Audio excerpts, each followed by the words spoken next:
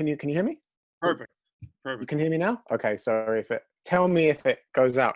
No, I was just saying, Mark. Thank you so much for asking me and inviting me to speak with you, and for taking an interest in the book, because I really really appreciate it.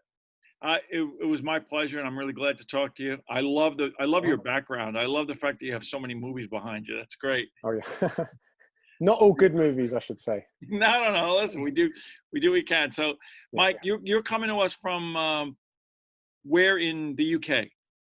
I'm from London. I live actually now just outside London, but I'm from London originally. Very good, very good. Yeah. So we're not live, but we're gonna Okay. we're gonna post this at a later point, audio and video. Sure. But we're talking today about Life of Action 2, is Yep. among other things, which Sure. is absolutely phenomenal. We'll get into a little bit, but for those who haven't had a chance to check it out, it is a sequel to another terrific book. It came to my attention through our relationship with Kung Lei, who is Uh huh. featured in the book, and I know who you're familiar with. Hmm. Um, and it is a terrific collection of martial artists and stunt people, and people that are around action films. It's got great photographs. It has great interviews. Um, the hardcover version of it is available now, I believe, through Amazon and through your website, which we'll talk about.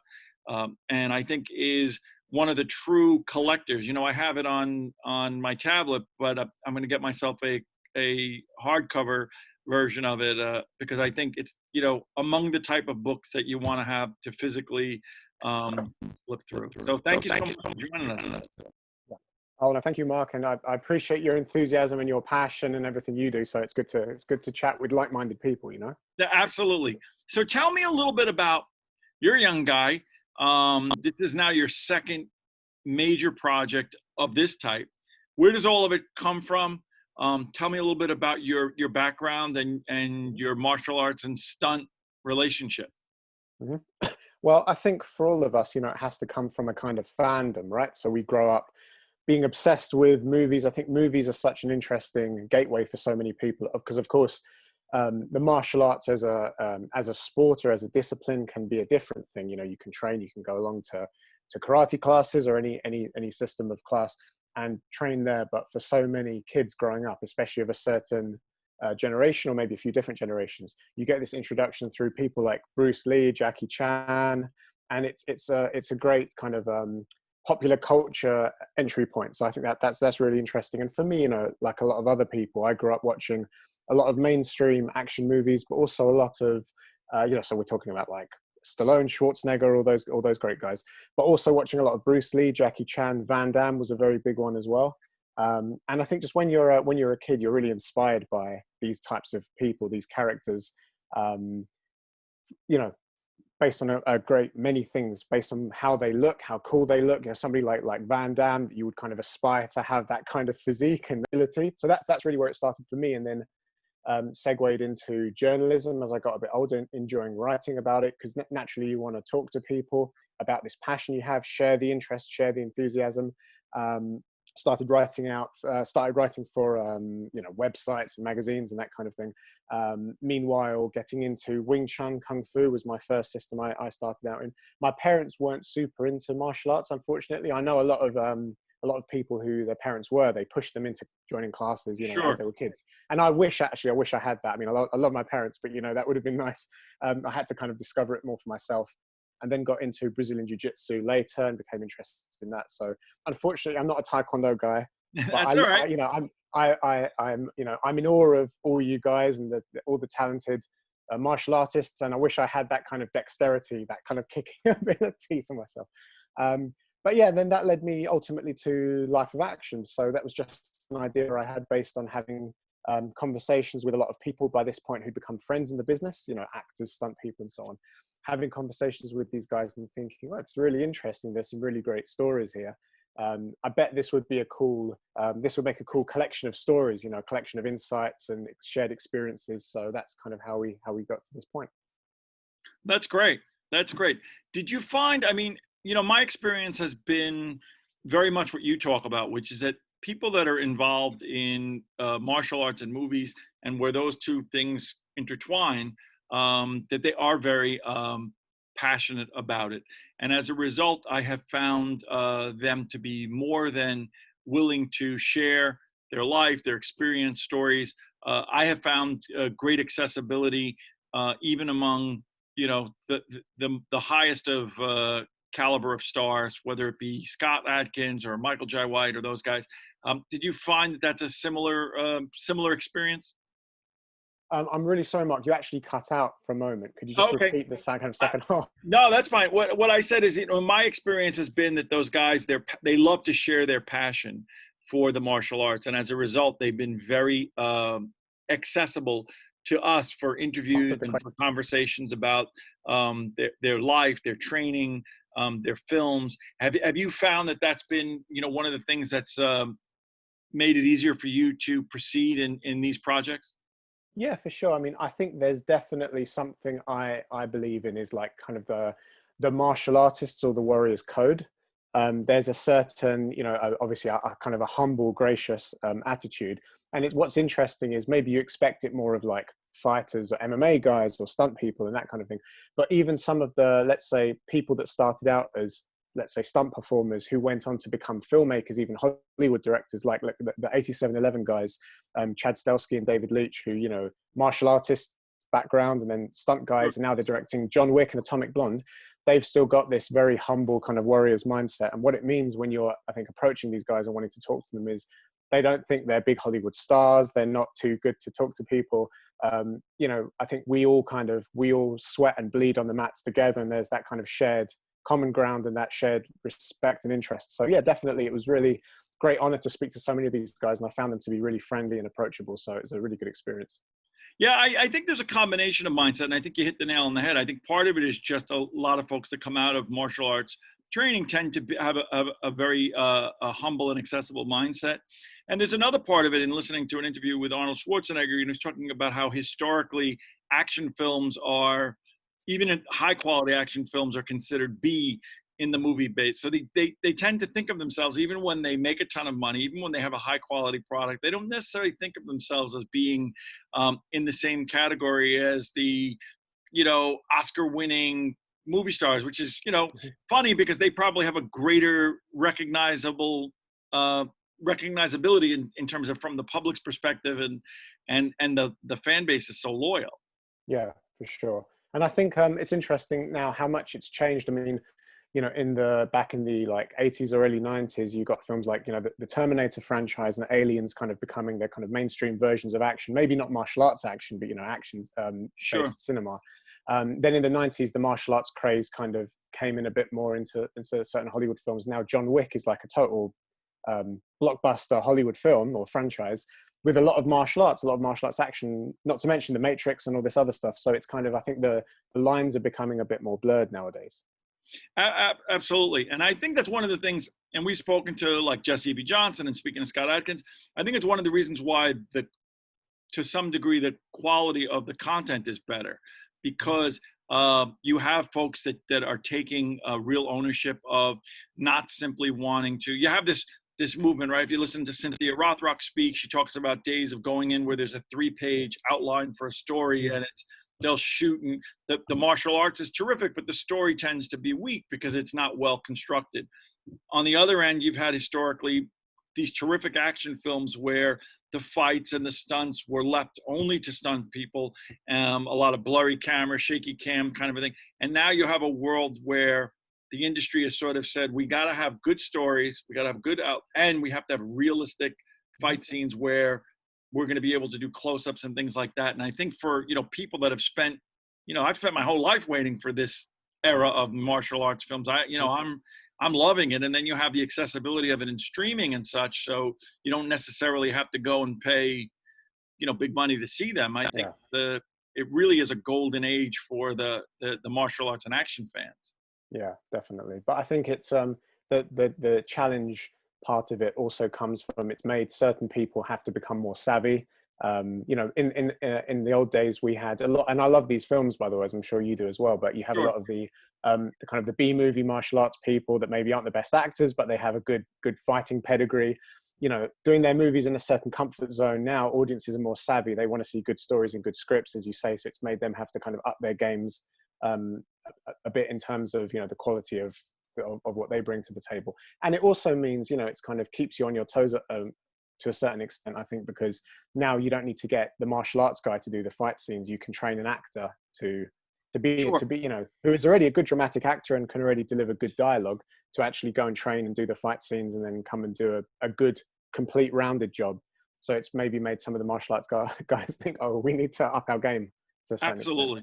The challenge on that becomes budget, right? So if you have and I talked to Mindy Kelly about this and Simon Rhee about this a lot, is that when you have these big action films like John Wick, where there's enough of a budget to bring in high quality actors to train, even if they don't have the experience for 3 or 4 months. But if you have a low budget film like The Art of Self-Defense, where you have a very, very short window of time, and you have like a Jesse Eisenberg who is now going to, you know, be in the dojo, and you have to train him in martial arts in a matter of days. Even though he's a great actor, it's a challenge, and you really have to find actors that are willing to undertake. That's totally different skill sets for them, and totally different wheelhouse for them and comfort zone. So, but I think it makes that part of the filmmaking a little bit more challenging for the lower budget films.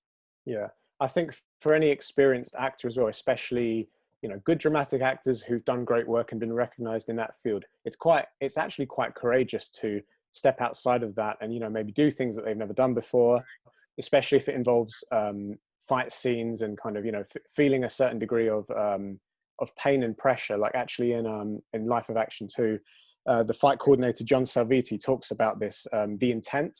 And it basically, intent is ugly, you know, and before even getting into the mechanics of a fight scene and what that looks like. And he's a BJJ guy, by the way. So he's, you know, jiu-jitsu guys are always kind of, you know, hammering each other on the mats, but he's kind of very comfortable and happy to put his actors kind of through the through the works, through the ringer, in order to get the best physical performance out of them. And I think some actors, he identifies, some actors aren't used to that. They're not used to that kind of, you know, and again, we're not talking about anything crazy like getting punched in the face or something that you wouldn't be expected to do, but just that kind of pressure and sweating and feeling a certain physical pain, which we know comes from training. If that's expected of an actor in a scene, I'm sure many will embrace that, but some might not be used to it. So it might be kind of a shock to the system. Absolutely. So let's talk a little bit about the books. So the first one came out. How long did it take you to put that together? So the first one was around 3 years. I should say as well, what's funny about that experience looking back now is I went into that completely blind. Like I had kind of not, you know, it was an idea in my head. I give a lot of credit to Scott Adkins, who was the first person to come on board, which kind of helps you start building the case or building this snowball effect for going to, you know, whether it's Dolph Lundgren or Donnie Yen or any other people, because I can say I've got these guys involved. But I just went through the process, you know, slowly over time, and then eventually, it was 3 years later, it was done. So that's how that came to be. It wasn't a plan, you know. It maybe if at the very beginning you told me this was going to take 3 years, I might have given up. I have no idea. Sure. But that's how long it took. So at least I had a kind of an idea this time around for the second book, and then the second book took around 3.5 years, so actually very slightly longer. What was the challenge of the first book? Was so well received. It was really, you know, like I said, it over and above the fact that it has good interviews, over and above the fact it's a combination of you had great accessibility. There are some photographs in there. You know, they're not simply stock footage. You have photographs in there, behind the scenes footage, things of that nature.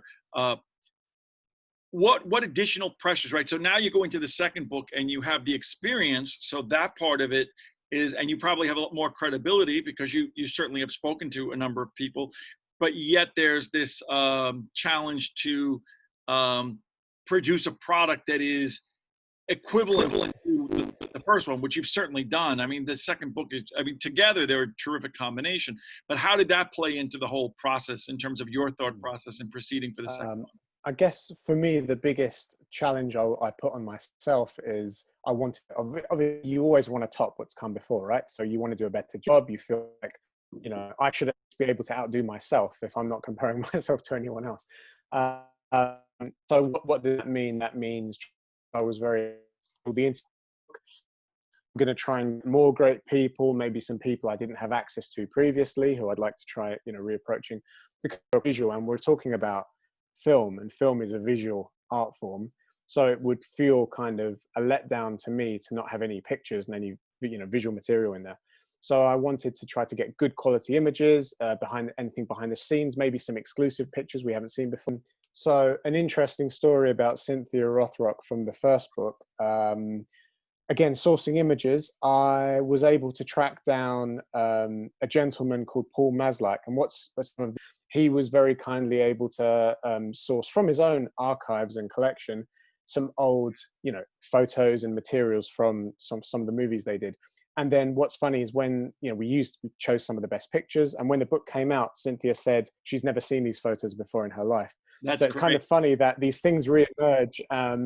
And that's kind of the approach I've taken. I've been able to track down some quite cool materials, and obviously I'm using the permission of the people who took pictures and everything like that. So yeah, there's some cool and interesting pictures and behind the scenes shots, hopefully, which enhance and adds to the interview when you actually read it.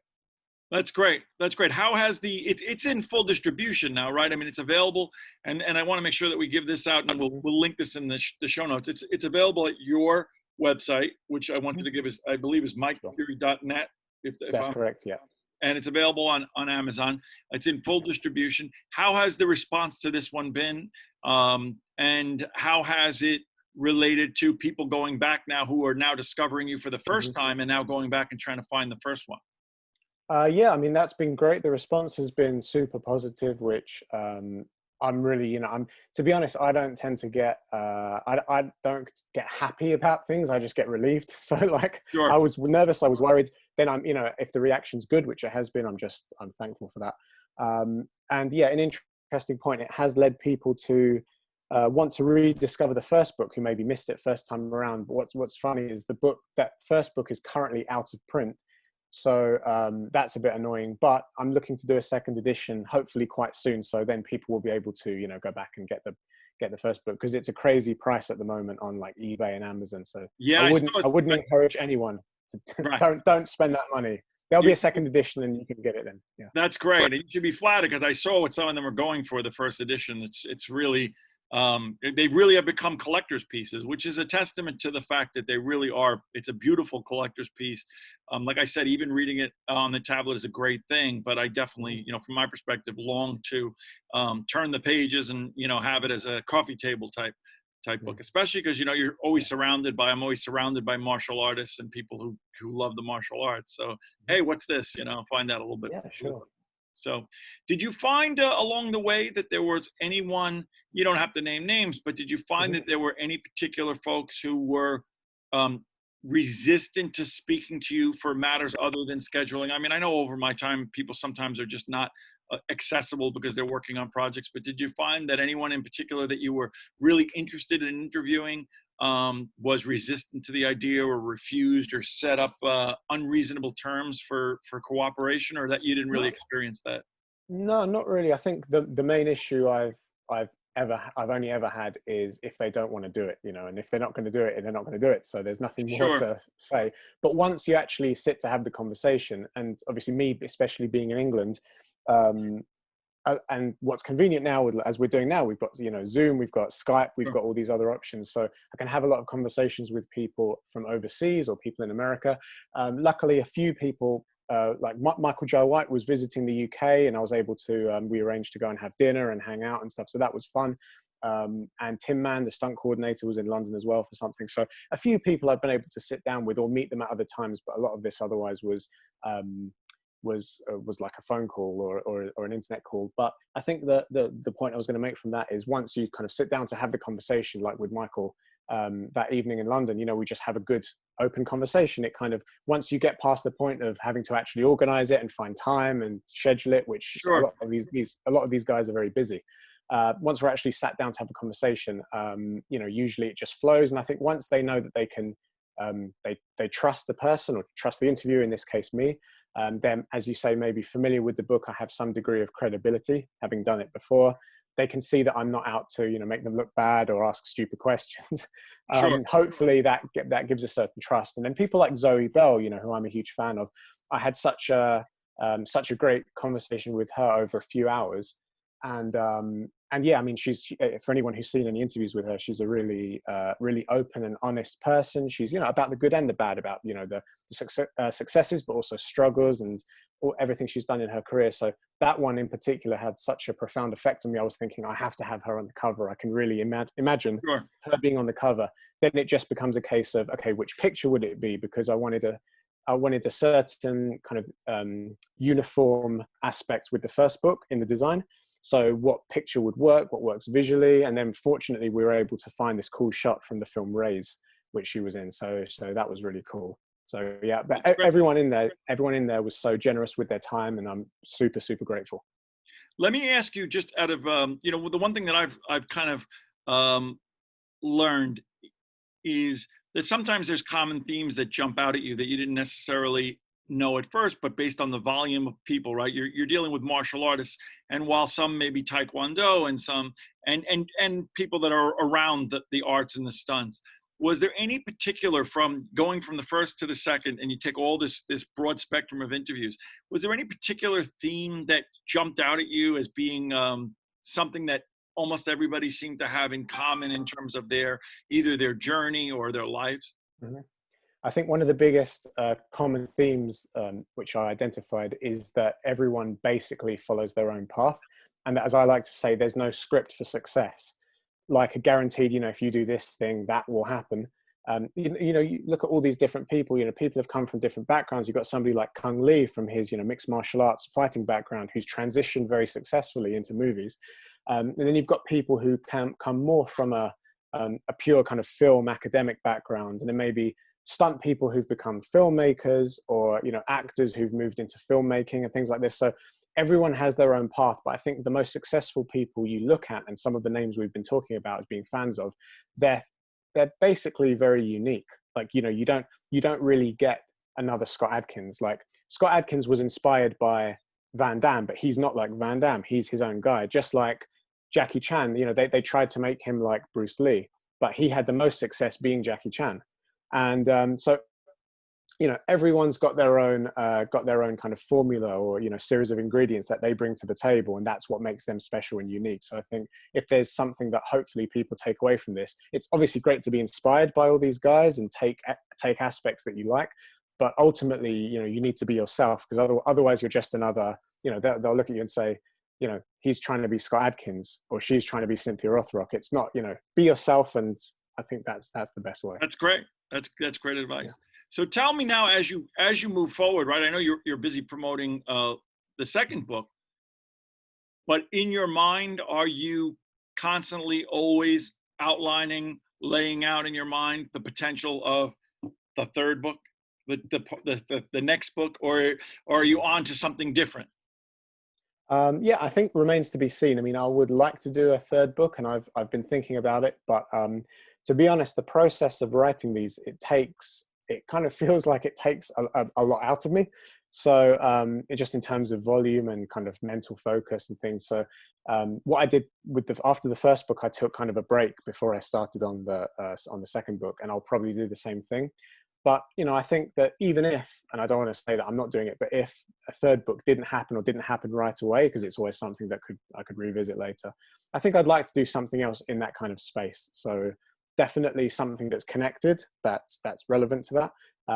But hopefully, you know, I obviously want to continue promoting the second book, and because I'm finding still, as much as you feel like you're banging the same drum over and over, people are still kind of discovering it who didn't hear about it a month Sure. ago or 2 months ago. So actually, it's a good process. So hopefully people enjoy the book, and it will, you know, it will incentivize me enough to do the third That's one. great. That's great. I'm certainly looking forward to Yeah. that. Let me Oh, ask cool. you, in terms of, you know, I had the opportunity to speak to Scott, mostly because of the Oh, cool. fact that COVID has given him a lot more time, you know, because Mhm. we just hadn't been able to previously been able to coordinate our schedules, right? So I see a Yeah. lot of that. What are you seeing now in terms of where you are, in the part of the world where you are? Are things starting to open up? I mean, I know that the movie industry is, you know, we're all consuming so much content, but not a lot of stuff's being made.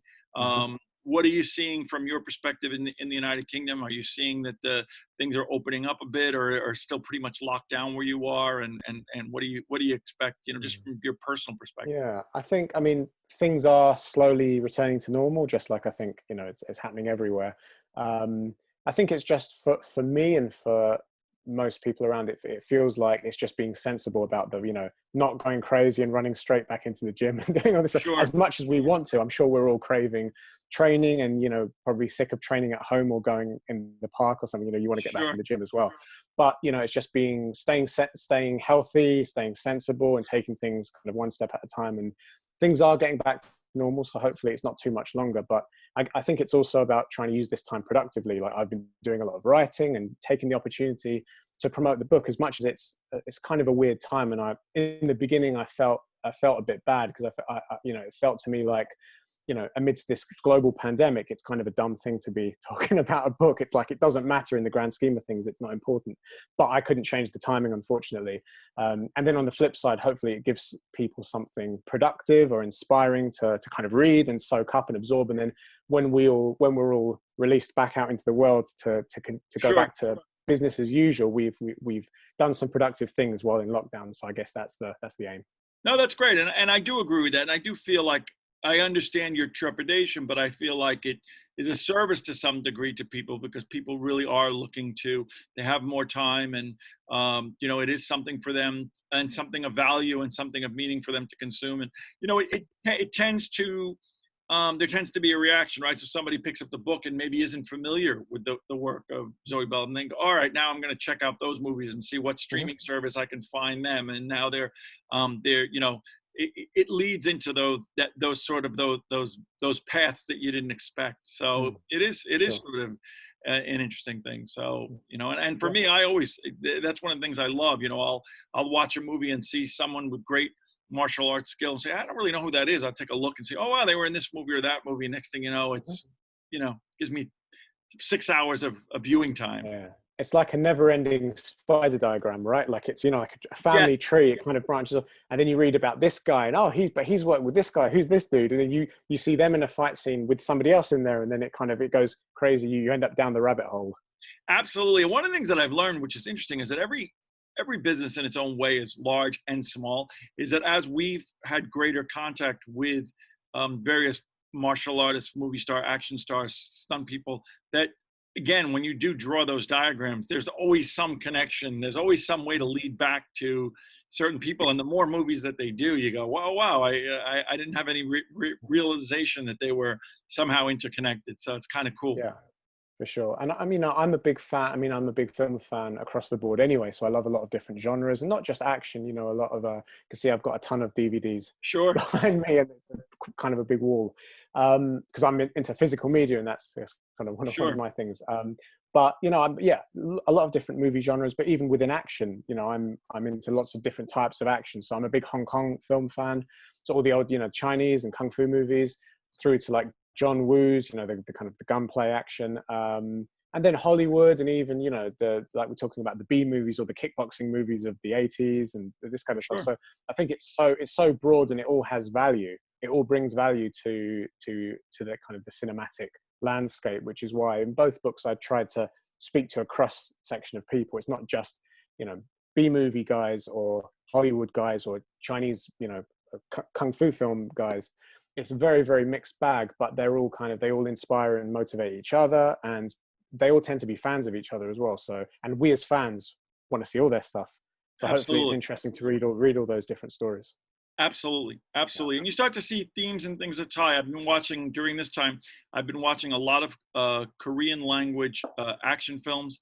Um, some of them are martial arts, some of them are sort of action dramas, and a lot of them are super high quality. I didn't have any understanding that some of the South Korean films were as high quality, but you'll start to see a lot of, because there's a small cluster of filmmakers, and you'll start to see a series of themes that will tie into those films that 3 months ago I had no awareness of any of them, probably other than one or two, and now I really have a greater familiarity with them, and they're great, and they're Yeah. really worth seeing. And I'm sure that there's going to be a lot of influence into and crossover. One of the things about the globalization, right, of all industries is we start to see, you'll start to see in American filmmaking things that came from Indonesian martial arts or came from Korean filmmaking, and they'll become a staple. If they work, they become a staple here, and people here might not even understand the origins of them, but they appreciate. Hmm. Yeah, I can't remember who said it to me, but it was basically along the lines of like action in film is like a global language now because everyone can watch everything. So in the East they're watching Western films, and in the West they're watching Eastern films, and everyone's taking borrowing from each other. I mean, it's it's quite old now that people have talked about like Hollywood borrowing from the Far East, and that's maybe still true to an extent. But also it's not to just romanticize that point of view, that actually the East also borrows from the West. And they've, in some of the Chinese films recently, they're hiring Hollywood stunt coordinators to go and do that kind of like, that Jerry Bruckheimer style big Sure. action. So it's quite a mixed bag, but I think everyone's inspired by each other. So it's just ultimately about creating the best product possible, I think. And I think we're in a good time. So, Yeah, and Mike yeah, Fury, I really want to thank you for talking to us. We recommend to all of our viewers worldwide that you visit Mike's website, which is mikefury.net. That you look for his book, Life of Action 2, and we look for, I think, truly the second edition of Life of Action 1 as a companion piece to will certainly do well. And we look forward to following what you're doing in the near future. And I want to thank you personally for talking to me today. You were very receptive to when I reached out, and I really look forward to following. You're a young guy. I look forward to seeing what's next for you. oh, cool. Thank you so much, Mark. I really appreciate it, and I love everything you do. And I really appreciate your enthusiasm and your clear passion, which is kind of rare in some cases today. So especially amidst everything that's happening, it's nice to talk to good, like-minded, passionate people. So thank you, sir. Absolutely. I look forward to talking to you. And if you're ever in New York, I look forward to hopefully seeing you face to face. Yeah, for sure. Very good. Be well. And thank you so much, Thanks. Mike. Thanks, Mark.